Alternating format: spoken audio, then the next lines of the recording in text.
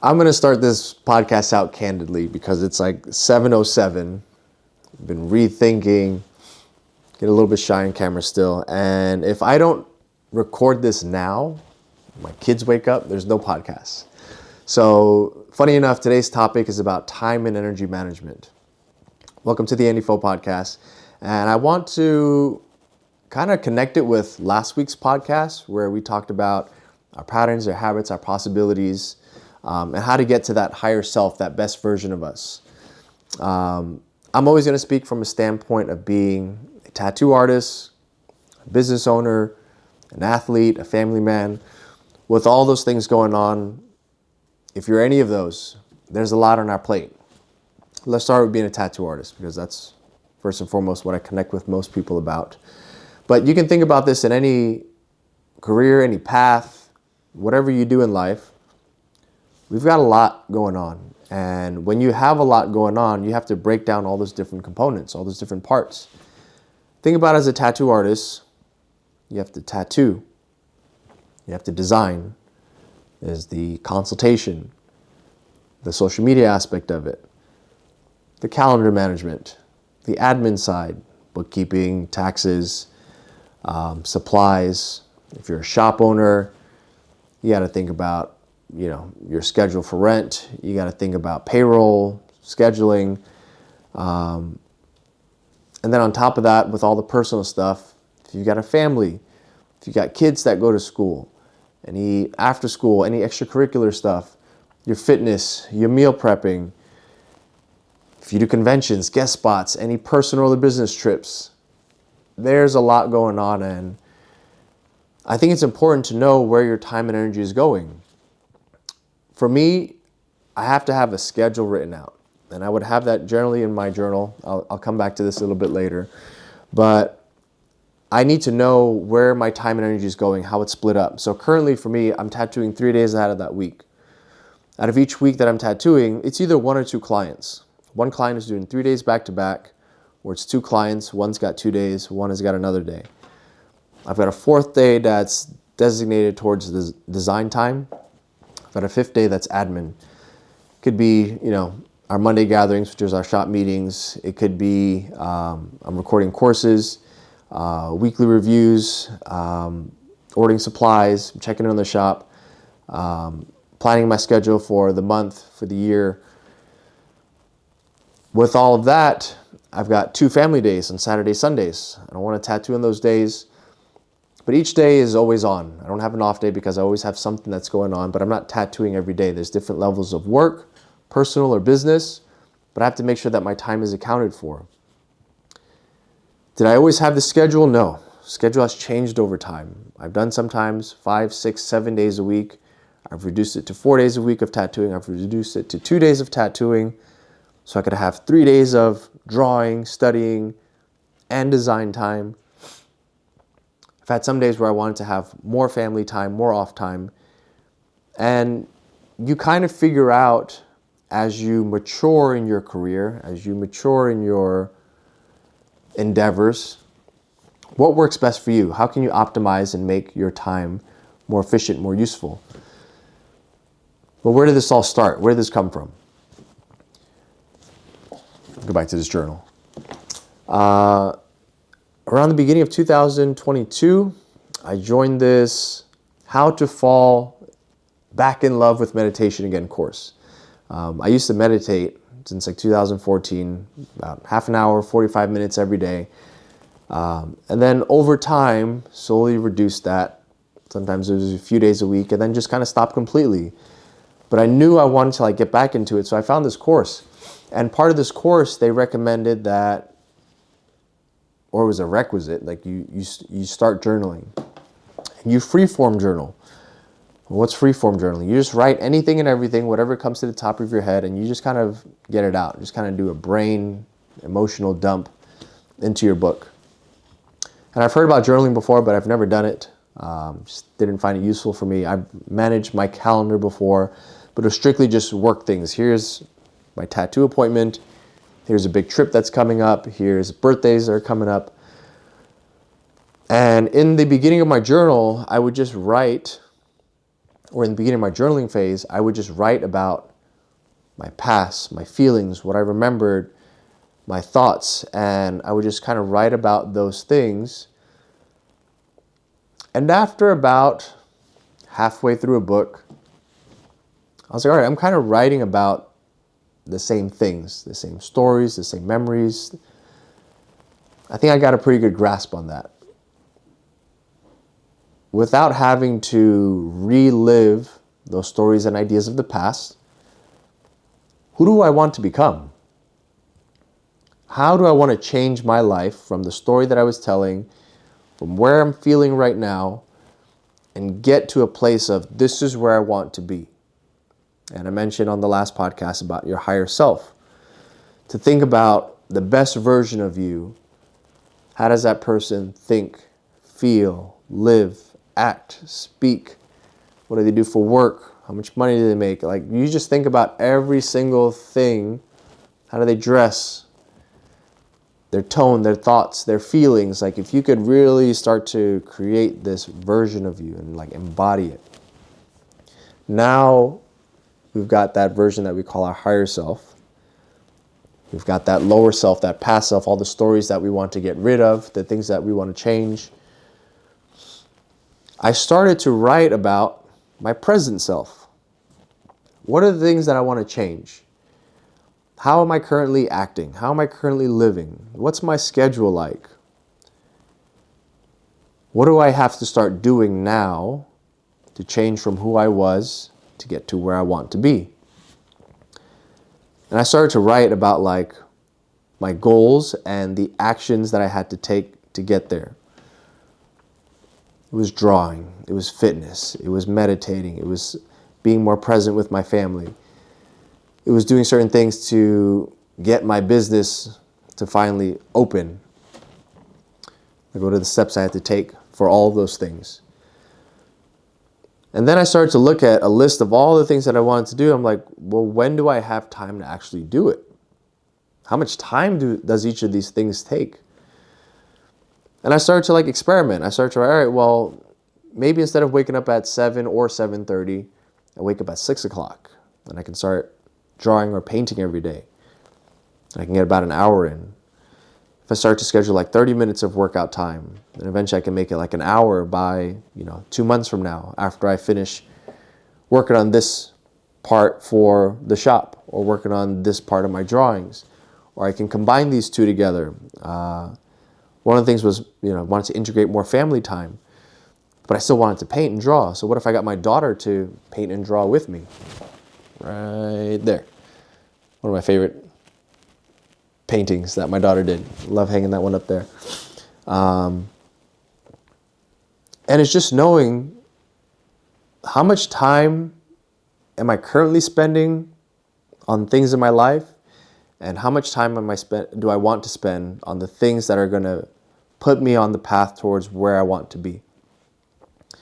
And then I started to get really specific with it. So this is where I started to discover time blocking. Time blocking is when, from the beginning of your day to the end of your day, in about 10 to 30 minute increments, you're listing out how you're spending those times of your day. So currently I'm waking up at 4 a.m.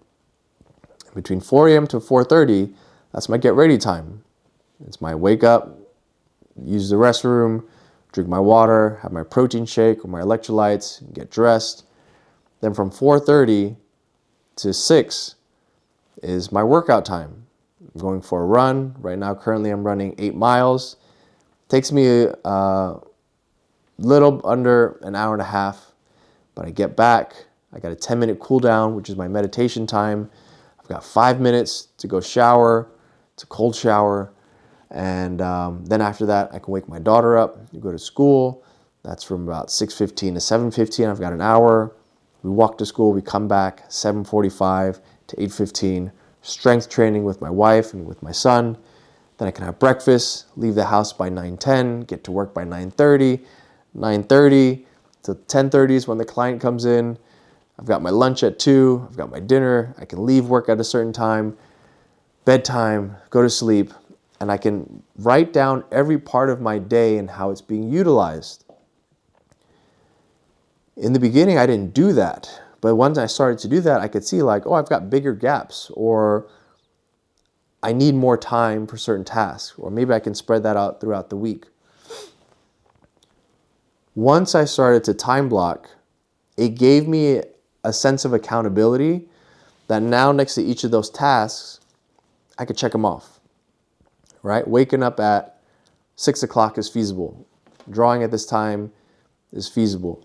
I actually need more time to work out. I actually want to read more this time. I actually don't need to meditate for 30 minutes. It could be 15 minutes.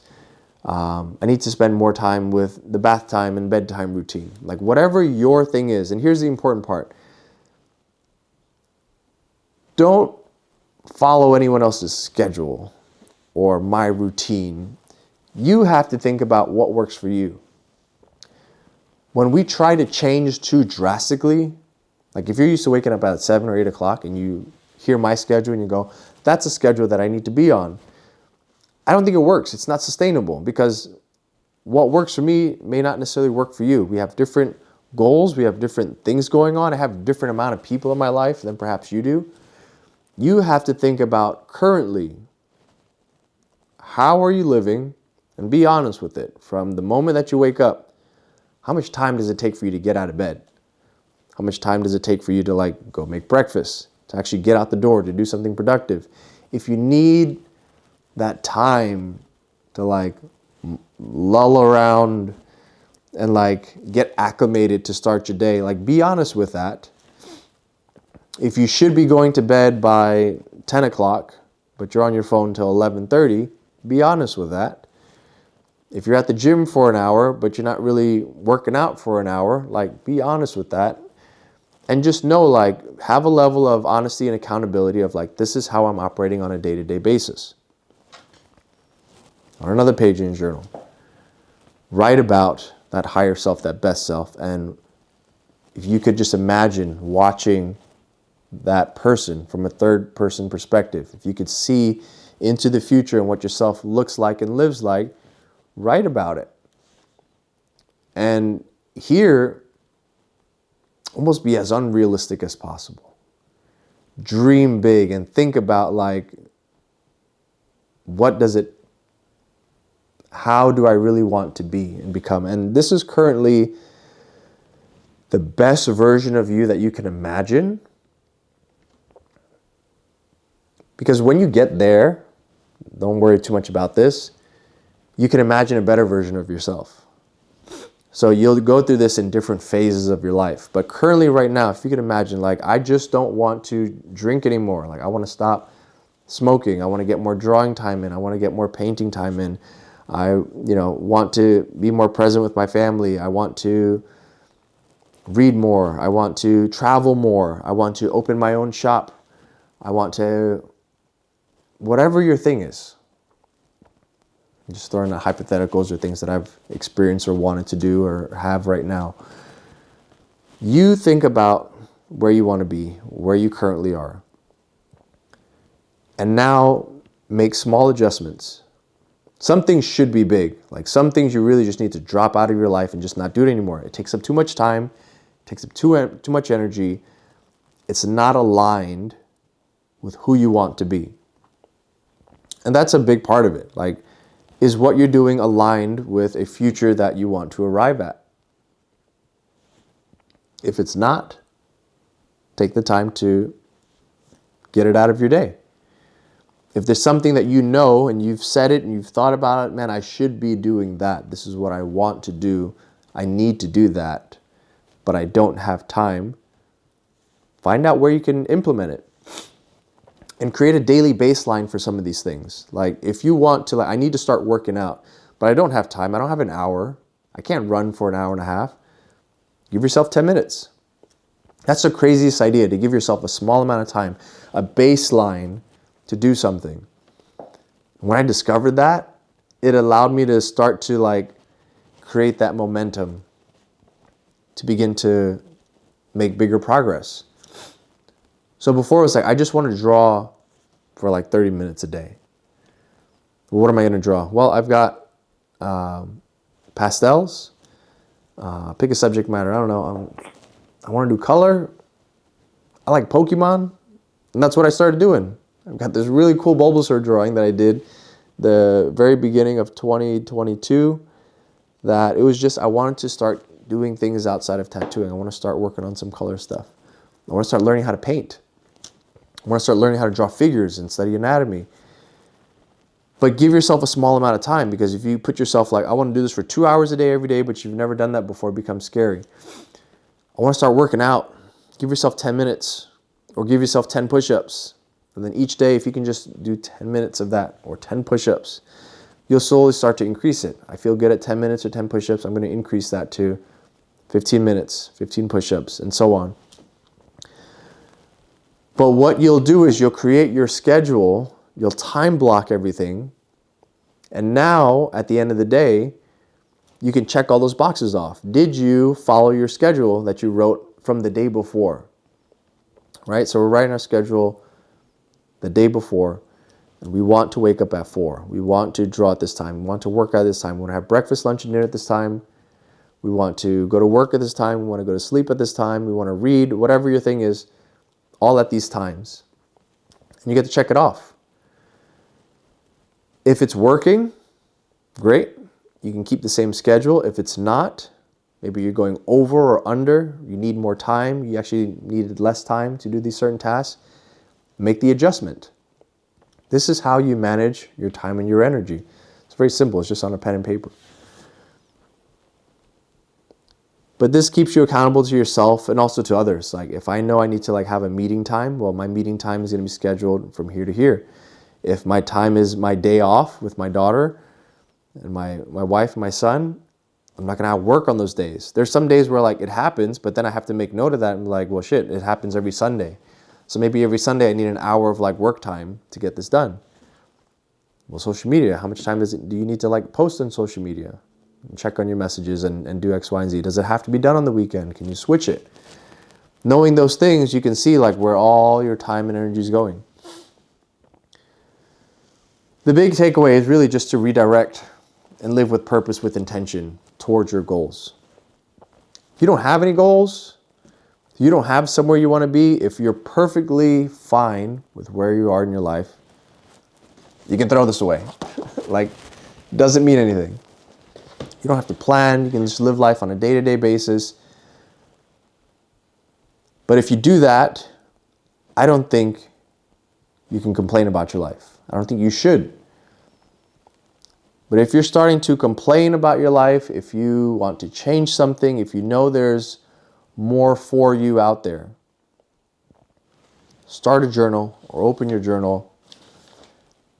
Start to write about it. Get very clear on your vision. Get very clear on who you are today, where your time and your energy is going, and create systems. Your systems, your time block, the things that you're going to do, your daily habits, it's what's going to keep you prepared for when that goal arrives. Because we don't know when that's going to be. But I think it's super important. What I would like to leave this at is life is just going to happen. All these different things, all these possibilities. And just imagine if you're at sea on a boat and it's just wind, right? You can go any which direction. It's not up to you. It's just the wind is just blowing. You're on these current seas, whether it's choppy waters or smooth. But you're on this boat and you've got these sails. Are your sails up? Are they open? Are they catching the wind? Is it moving in the direction that you want to go? Are there holes in your sails? Should you patch them up? How are you being efficient on this boat that you're on towards life? I feel like time and energy management is key to that, to where you want to go. So I say do that. Take some time and energy to reflect on how you're living today, where you want to go, unpack it in your journal. If you have any questions, if you have trouble working through it, leave a comment if this works for you, if you've done it before. What I want to do on this podcast series is really just share through experience what has worked for me. What got me to where I'm at? Where am I going? in real time, what are my troubles? What are my problems? Because we all have them, but it's like, how do I work through existing problems and get to where I want to go? This is going to be at every stage of your life. And once I get to that destination, once you get to that higher version of yourself, guess what? It doesn't stop there, right? Because then we go back to that place of, are you perfectly happy with your life? You don't want to change anything? Great. You can toss this aside. You don't ever have to plan anything. You just kind of go as you were. But when you reach that new step and there's somewhere else that you want to go, somewhere else that you want to evolve to, you got to make it clear. Thank you so much for sharing your time and your energy with me. Again, I know there's so many other podcasts and shows and books that you could be reading and watching, but I value your time and your energy. If you found value in this, please like this video, leave your feedback, leave your comment on it. I'd love to be able to connect with you. And yeah, if there's any topics that you want to hear about, if you have questions about, let me know. And yeah, we'd love to just continue to connect and share with what's relevant. I love and appreciate you guys.